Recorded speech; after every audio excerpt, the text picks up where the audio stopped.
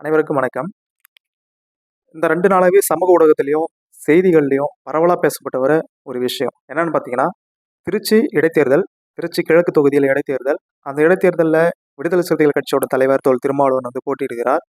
தாவேகா அரசுல அவர் தான் துணை முதல்வர் பதவிய வந்து வாங்க போறாரு அப்படின்ற மாரி ஒரு செய்தியும் சமூக ஊடகத்திலயும் பரவலா வந்து சொல்லப்பட்டு வருது. இது என்ன அப்படின்றத நம்ம இந்த வீடியோல பார்ப்போம். சேலம் மாவட்டம் ஓமலூர் பகுதியில விடுதலை சிறுத்தைகள் கட்சியை சார்ந்தவங்க வந்து ஒரு பொதுக்கூட்டம் மாரி ஒண்ணு போட்டிருக்காங்க. அந்த பொதுக்கூட்டத்துல ஒரு தீர்மானம் வந்து நிறைவேற்றியிருக்காங்க. என்ன தீர்மானம்னா, திருச்சி கிழக்கு இடைத்தேர்தல்ல அந்த கட்சியோட தலைவர் திருமாவளவன் அவர்கள் வந்து போட்டியிடணும். தாவேகா அரசுல அவர் வந்து அமைச்சரவையில துணை முதல்வரா வந்து பங்கு பெறணும் அப்படின்றது தான் அந்த தீர்மானம். அந்த தீர்மானத்த வந்து தாவேகா சார்ந்த நிர்வாகிகள் பலரும் வந்து ஏத்துக்கிறாங்க. அண்ணன் திருமாவளவன் அவர்களுடைய வருகையை வந்து ஆதரிக்கிறாங்க. அதாவது தமிழகத்துக்கு திருமாவளவன் போன்ற ஒரு தலைவர் வந்து துணை முதல்வர் ஆக வேண்டும் அப்படின்றது தாவேகா அரசோட விருப்பம் கூட. தாவேகா நிர்வாகிகள், பொதுமக்களுடைய விருப்பங்கள் கூட விடுதலை சிறுத்தைகள் கட்சியை சார்ந்த அந்த தோழர்கள் நிர்வாகிகளுக்கும் அது ஒரு மிகப்பெரிய ஒரு கனவா கூட இருக்கு. அந்த கட்சியோட தலைவர் வந்து ஒரு முதல்வர் ஆக வேண்டும் அப்படின்றது வந்து கட்சியை சார்ந்த தொண்டர்களுக்கு வந்து மிகப்பெரிய ஒரு கனவா இருக்கு இல்லையா? முதல் படி வந்து அதிகாரத்துல பங்கு ஃபர்ஸ்ட் எடுத்துக்கணும் அப்படின்ற மாரி நமக்கான அதிகாரத்துக்கான பங்கு வந்து அவர்களுக்கு வந்து கிடைச்சது. அதாவது தோழர் வன்னியரசு அவர்கள் வந்து சமூக நீதித்துறை அமைச்சரா வந்து தாவேகா அரசவையில வந்து அமைச்சரவையா பங்கு பெற்றிருக்காரு. இதுவும் தாண்டி கட்சியோட தலைவரே வந்து அந்த அமைச்சரவையில பங்கு பெற்றிருந்தா இன்னும் அந்த தொண்டர்களுக்கு வந்து மிகப்பெரிய உற்சாகத்தை வந்து கொடுத்திருக்கும். அதனை ஒட்டி ஒவ்வொரு கடைக்கோடி தொண்டருக்கும் இருக்கக்கூடிய ஒரு ஆசை வந்து தன்னுடைய கட்சி தலைவர் வந்து முதல்வர் ஆகணும் அப்படின்றது தான். அதை ஒட்டி வந்து இவர்கள் வந்து இந்த மாதிரி ஒரு தீர்மானம் வந்து நிறைவேற்றிருக்காங்க.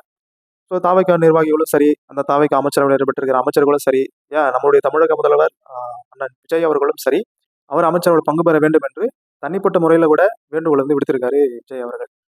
இதுல வந்து இந்த திமுகவை சார்ந்த நிர்வாகிகள்லாம் இருக்காங்க இல்லையா, அவங்க வந்து என்ன பண்றாங்கன்னா, நீங்க வந்து 2 சீட் தான் வச்சிருக்கீங்க. திருமாவளவனுக்கு வந்து முதல்வர் பதவி ஆசை முதல்வர் ஆசை முதல்ல இருக்கா? அவர்களுக்கு வந்து துணை முதல்வர் வந்து தகுதியான ஒன்றா? இந்த 2 சீட்டுக்கெல்லாம் துணை முதல்வர் கேட்பதெல்லாம் அநியாயம். உங்களுக்கெல்லாம் என்ன தகுதி இருக்கு அப்படின்னு சொல்லிட்டு ஜாதி ரீதியாகவும் சரி, தனிப்பட்ட வெறுப்புணர்வும் காரணம் காட்டி மிகவும் மோசமான ஒரு கீழ்த்தரமா வந்து சமூக ஊடகத்துல வந்து எழுதிட்டும் பதிவுகள் வந்து போட்டுட்டே இருக்காங்க.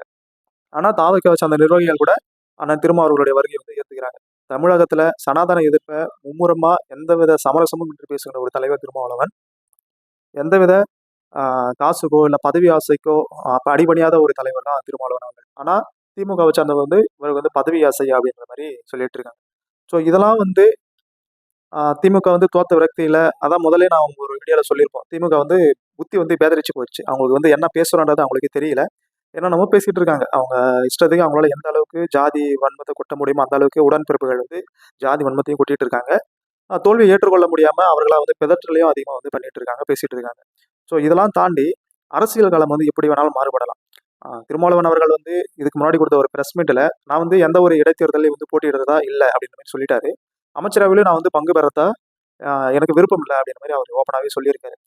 அமைச்சர் ஆதவர்ஜன் அவர்கள் வந்து விடுதலை சிறுத்தைகள் கட்சி திருமாவளவன் அவர்களோட போய் பேசுறப்ப கூட எங்களுடைய தாவேகா அரசுல வந்து துணை முதல்வர் அப்படின்னு ஒரு கேட்டகரியே கிடையாது அப்படின்ற மாதிரி சொல்லியிருந்தார். இதை வந்து திருமாவளவன் அவர்கள் வந்து பிரஸ் மீட்ல அவராகவும் சொல்லியிருக்காரு. தாவேகா அரசு துணை முதல்வர் அப்படின்னு ஒரு கேட்டகரி கிடையாது. எனக்கு அது மேல ஒரு ஆசை கிடையாது அப்படின்ட்டு. தொடர்ந்து இது போன்ற கேள்விகள் வந்து எழுப்பப்பட்டு வருது. சமூக ஊடகத்துல திருமாவளவன் முதல்வர் ஆகணும், துணை முதல்வர் ஆகணும், அந்த அரசு வந்து அமைக்க ஆதரவு வழங்க வேண்டும் அப்படின்னு ஒரு கட்டாயத்துக்கு தேர்தல் முடிஞ்சு தள்ளப்பட்ட அந்த நிலையிலும் கூட நிறைய விமர்சனங்கள் 2 சீட்டுக்கு வந்து முதல்வர் கேட்பதா, துணை முதல்வர் கேட்பதா, அமைச்சரவையில் பங்கு கேட்பதா இப்படிலாம் வந்து சொல்லிட்டு ஒரு மிகப்பெரிய விமர்சனத்தை நெரேட்டிவ் வந்து செட் பண்ணாங்க. ஆனா அவர் வந்து ஓப்பனாகவே சொன்னாரு, எனக்கு அமைச்சரவையில பங்கு பெற ஆசை கிடையாது அப்படின்னு சொன்னாரு. அதுக்கேற்ற மாதிரி வன்னியரசு அண்ணன் அவர்களுக்கும் வந்து இந்த அமைச்சரவை வந்து பங்கு பெற இந்த வாய்ப்புகள் வந்து கிடைத்தது. அதுவும் திருமாவளவன் அவர்கள் வந்து அமைச்சரவை பங்கு பெற வேண்டும் அப்படின்னு சொல்லிட்டு அந்த அமைச்சரவை பதவி வாங்க கிடையாது. தொண்டர்களுடைய விருப்பத்திற்கு ஏற்ற மாதிரி தான் அவர் வந்து செயல்பட்டாரு. அந்த ஆதரவு வழங்குவது சரி, அமைச்சரவையில பங்கு பெறது சரி, முழுமூச்சா வந்து விடுதலை சிறுத்தைகள் கட்சியை சேர்ந்த அனைத்து தொண்டர்களையும் ஜூம் மீட்டிங் வழியாக வந்து ஆன்லைன் கலந்தாய்வு மூலமா கலந்தோசித்து அவர் தொண்டர்களுடைய விருப்பத்துக்கு ஏற்ற மாதிரி தான் அவருடைய முடிவை வந்து வெளிப்படுத்தினார். திமுக உடன்பிறப்புகள்லாம் இந்த அளவுக்கு மட்டமா இறங்கி பேசுவாங்கன்றதை நம்ம வந்து எதிர்பார்க்கவே இல்லை. நமக்கு தெரியும் அவங்க வந்து இந்த அளவுக்கு மோசமா பேசுவாங்க அப்படின்னு சொல்லிட்டு. ஆனா இவர்கள் வந்து திருமாவளவன் அவர்கள் மீதியே மிக நுட்பமா அவர்கள் மட்டுமே ஃபோக்கஸ் பண்ணி அவரை மட்டுமே டார்கெட் பண்ணி பேசுறதுன்றது ரொம்பவே கண்டிக்கத்தக்க ஒன்றுதான். அவர் கூட்டணியில இருக்கிறப்போ எழுச்சி தமிழர் அப்படின்னு சொல்லுது, கூட்டணி எதிரில் இருக்கிறப்போ சோஃபாக்கு போட்டாரு, பதவி ஆசை பிடிச்சவரு, பணத்துக்காக போயிட்டாரு அப்படின்ற மாதிரி விமர்சனம் வைக்கிறது ரொம்பவே ஏற்புடையது அல்ல. அது வந்து ஒரு நாகரிகமான பேச்சுகளும் கிடையாது. எதிர்க்கட்சி தலைவரான உதயநிதி ஸ்டாலின் அவர்கள் வந்து சட்டமன்றத்தில் சோபா மாடல் சொல்றது ரொம்பவே அநாகரிகமான ஒரு செயல் தான் நான் சொல்றது. சரி. நம்முடைய பார்வையில விடுதலை சிறுத்தைகள் கட்சியோட தலைவர் திருமாவளவன் அவர்கள் வந்து திருச்சி கிழக்கு இடைத்தேர்தல்ல போட்டியிடுவாரா அப்படின்னு பார்த்தீங்கன்னா, 90% விழுக்காடு அவர் வந்து திருச்சி கிழக்கு இடைத்தேர்தல்ல போட்டியிட வாய்ப்பு கிடையாது. அவர் ஓப்பனாவே சொல்லிட்டாரு. அதே மாரி அமைச்சரவையிலயும் அவர் வந்து பங்கு பெற போவது கிடையாது. ஸோ நம்ம அரசியல் வந்து எப்படி வேணாலும் மாறும். இன்னைக்கு இருக்கிற அரசியல் சூழல் நாளைக்கு இருக்காது. இன்னைக்கு இருக்கிற கட்சிகள் வந்து நாளைக்கு இருக்காது. ஸோ இன்னைக்கு கூட்டணி இருக்குன்னா, நாளைக்கு இதே கூட்டணி தொடருமானா நிச்சயம் கிடையாது. இப்போ மாறுச்சு இல்லையா? கூட்டணி கணக்குகள் இப்போ மாறுச்சு. இப்போ ஆட்சியே மாறுச்சு. இந்த மாரி விஷயங்கள் வந்து அரசியல் வந்து சர்வசாதாரணம் தான். மாற்றங்கள் வந்து நிகழ்ந்து கொண்டே இருக்கும் அரசியல்ல. எந்த நேரத்துல எந்த முடிவு வேணாலும், எந்த கட்சி தலைவர் வேணாலும், எப்படி வேணாலும் எடுக்கலாம். ஸோ இப்படிப்பட்ட சூழ்நிலையில ஒருவேளை அதற்கான ஒரு காலம் தணிஞ்சுச்சு அப்படின்னா, கண்டிப்பா திருமாவளவன் அவர்கள் வந்து திருச்சி கிழக்குல போட்டியிட வாய்ப்பு இருக்கு. ஆனா, அவருடைய ஆ சிந்தனைகளும் சரி, நம்முடைய பார்வையிலும் சரி, அவர் வந்து போட்டியிடுவது ரொம்ப ரொம்ப ரொம்ப ரொம்பவே கம்மி. ஆனா, தொண்டர்களும், மக்களுக்கும் மற்றும் தாவேகா நிர்வாகிகள், தாவேகா அரசுக்கும் ரொம்பவே எதிர்பார்க்கக்கூடிய ஒரு விஷயம், திருமாவளவன் அவர்கள் வந்து தாவேகா அரசுல அமைச்சரவையில வந்து பங்கு பெற வேண்டும் அப்படின்றது தான். அவருடைய வழிகாட்டுதல்ல தாவேகா அரசு நடக்க வேண்டும் அப்படின்றது தான் முதல்வர் அவர்களும், அதற்கு கீழ இருக்க அமைச்சர்களும், தாவேகா நிர்வாகிகளும், தொண்டர்களும், விடுதலை சிறுத்தைகள் கட்சியை சார்ந்த தோழர்களும் வந்து ஆசைப்படுகின்ற ஒன்று. சரி. ஆ திமுக அரசுலேருந்து நிறைய கட்சிகள் வந்து கூட்டணியிலேருந்து வெளியேறுச்சு. அப்படி வெளியேறினப்போ இடதுசாரிகளான கம்யூனிஸ்ட், மார்க்சிஸ்ட் கம்யூனிஸ்ட், அப்புறம் வந்து அந்த முஸ்லீம் லீக் கட்சி இதெல்லாம் வெளியேறுச்சு இல்லையா? இவர்கள் வைக்கப்படுகின்ற விமர்சனங்கள் இந்த எந்த இயக்கத்து மேலேயுமே கிடையாது. முழுக்க முழுக்க விடுதலை சிறுத்தைகள் கட்சியின் மீது மட்டும் தான் வைக்கப்படுது. தொடர்ந்து இந்த நாள் வரைக்குமே விடுதலை சிறுத்தைகள் கட்சியின் மீது தான் விமர்சனங்கள் வந்து வைக்கப்பட்டு வருது. என்னதான் திருமாவளவன் அவர்கள் வந்து திருச்சி கிழக்குல போட்டியிட மாட்டாரு, அமைச்சர்கள் பங்கு பெற மாட்டாருன்னு அவரே சொன்னாலுமே கூட, காலம் கனிந்தால் கட்டாயம் அவர் வந்து அமைச்சரவையில இடம்பெற வேண்டும். ஆ தமிழக அரசியல்ல அவர் வந்து தடம் பதிக்க வேண்டும் என்பது வந்து என்னுடைய ஆசை மட்டுமல்ல, ஒவ்வொரு சிறுத்தைகளின் ஆசையும் கூட. தாவேக்கா நிர்வாகிகளும் அதை வந்து விருப்பப்படுறாங்க.